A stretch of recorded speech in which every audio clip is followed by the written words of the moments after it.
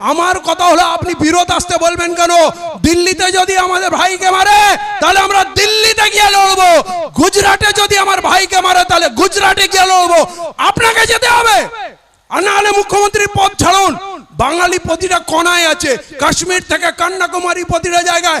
আপনি বলছেন ভিতুর মতো পরাজিত সৈনিকের মতো আপনি বলছেন ফিরত আসো, কেউ ফিরত আসবে না। আর না আমরা এখান থেকে কাউকে ফিরত যেতে দেবো।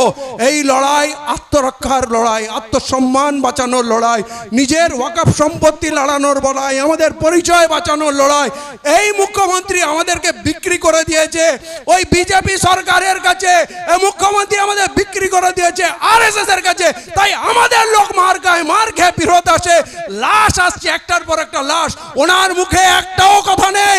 এ মুখ্যমন্ত্রী চাই না, এ মুখ্যমন্ত্রী আরএসএস এর দরবারে বিক্রি হয়ে গেছে। তাই বলেন আরএসএস হচ্ছে দেশপ্রেমিক সংগঠন, ওনার আডবাণী গুরু, ওনার মোদি গুরু, ওনার মোহন ভাগবত গুরু, সবাই ওনার জন্য শ্রদ্ধেয়, আর আমরা হচ্ছে ওনার শত্রু। উনি নিজে বলেছেন যে কেউ যদি গুলোগুলি করে ওয়াকফ নিয়ে, আমার থেকে বড় শত্রু হবে না।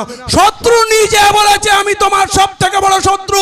এরপরেও কি শত্রুকে চিনতে কোনো অসুবিধা হচ্ছে? এই শত্রুকে চিনুন আর খান খান করে ফেলে দিন।